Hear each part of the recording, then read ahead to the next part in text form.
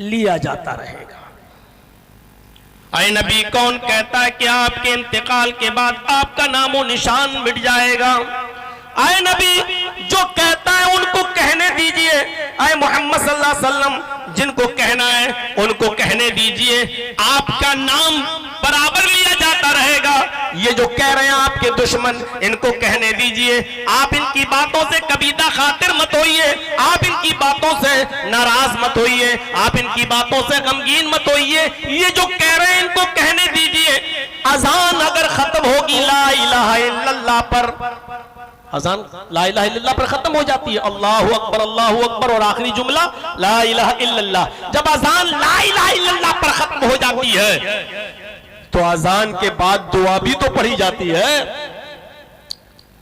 ऐ मोहम्मद सल्लल्लाहु अलैहि वसल्लम, ऐ मेरे हबीब, अजान के बाद जब मेरा बंदा दुआ पढ़ेगा तो उस दुआ में भी वो आपका नाम लेगा, और दुआ में नाम लेता है आती मुहम्मदनिल वसीला वल फजीला, अल्लाहुम्मा रब्ब हाज़िहि दावति ताम्मा व सलातिल काइमा आती मुहम्मदनिल वसीला वल फजीला।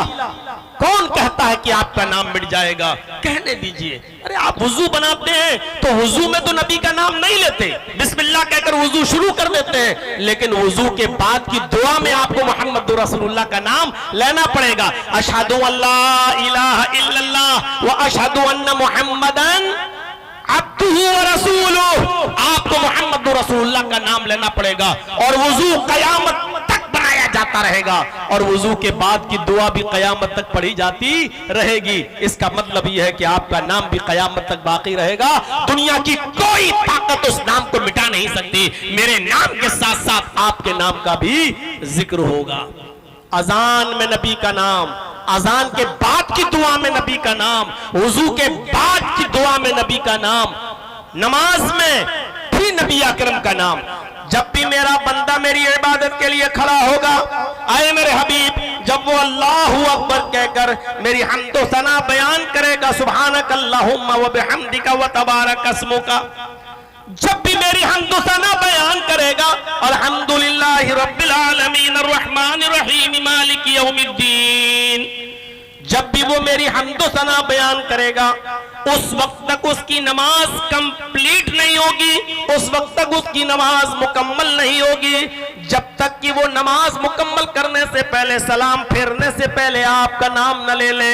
अशहदु, अत्तहियात में बैठकर अशहदु अल्ला इलाहा इल्लल्लाह व अशहदु अन्ना मुहम्मदन अब्दुहु व रसूलुहु, और आप पर दरूद न पढ़ ले, अल्लाहुम्मा सल्ली अला मुहम्मद अल्लाहुम्मा बारिक अला मुहम्मद, या अस्सलामु अलैका अय्युहन नबी व रहमतुल्लाहि व बरकातुहू।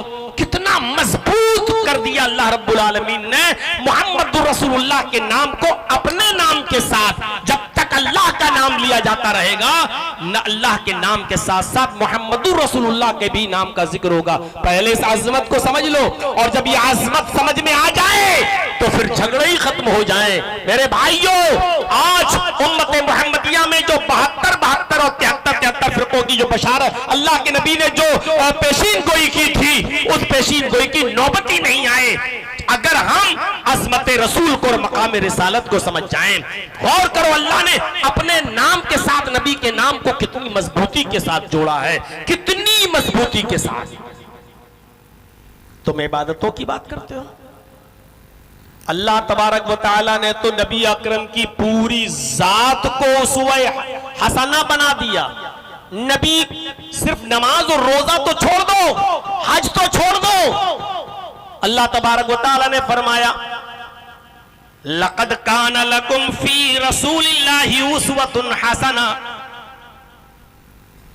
तुम्हारे लिए मोहम्मद रसूलुल्लाह सल्लल्लाहु अलैहि वसल्लम की जिंदगी में बेहतरीन आइडियल है, नमूना है। रसूलुल्लाह सल्लल्लाहु अलैहि वसल्लम की पूरी जिंदगी को अल्लाह तबारक व तआला ने आइडियल बना दिया, नबी अकरम की पूरी जिंदगी को नमूना बना दिया। तुम कहते हो नमाज कैसे पढ़ें, इधर उधर जाते हो, रोजा कैसे रखें, हज कैसे करें, ज़कात कैसे, तुम इबादियात की बात करते हो। अरे अल्लाह ताला ने तो नबी की पूरी जिंदगी को तुम्हारे लिए नमूना बनाया। इबादियात ही नहीं, तुम्हें उठना, वैसे पड़ेगा जैसे मोहम्मद रसूलुल्लाह उठते थे, तुम्हें बैठना वैसे चाहिए जैसे मोहम्मद रसूलुल्लाह बैठते थे, चलना वैसे चाहिए जैसे नबी चलते थे, सोना वैसे चाहिए जैसे नबी सोते थे, खाना वैसे चाहिए जैसे नबी अकरम खाते थे, शादी और ब्याह वैसे करना चाहिए जैसे मोहम्मद रसूलुल्लाह सल्लल्लाहु अलैहि वसल्लम करते थे। नबी अकरम की पूरी जिंदगी को आइडियल बना दिया। उठना, बैठना, लेटना, सोना, जागना, खाना, पीना, चलना, फिरना, शादी, ब्याह, और जिस नबी की पूरी जिंदगी हमारे लिए आइडियल हो, जिसका उठना, जिसका बैठना, जिसका चलना, जिसका फिरना, जिसका खाना, जिसका पीना, जिसका शादी और जिसका निकाह, जब ये सब हमारे लिए आइडियल हो तो नमाज हमारे लिए आइडियल क्यों नहीं होगी? रोजा हमारे लिए आइडियल क्यों नहीं होगा? हज हमारे लिए आइडियल क्यों नहीं होगी? ज़कात हमारे लिए आइडियल क्यों नहीं होगी? इसीलिए तो अल्लाह के नबी सल्लल्लाहु अलैहि वसल्लम फरमाया करते थे, सल्लु कमा रअयतुमूनी उसल्ली, सल्लु कमा रअयतुमूनी उसल्ली, लोगों उस तरह नमाज पढ़ा करो जिस तरह तुम मुझे देखते हो नमाज पढ़ते हुए। अल्लाह क़यामत के दिन ये नहीं पूछेगा 8 तरावी पढ़ी थी कि 20 पढ़ी थी। अल्लाह ये नहीं पूछेगा ज़ोहर की 10 पढ़ी थी कि 12 पढ़ी थी। अल्लाह ये नहीं पूछेगा कि 17 पढ़ी थी कि 7 पढ़ी थी ईशा की।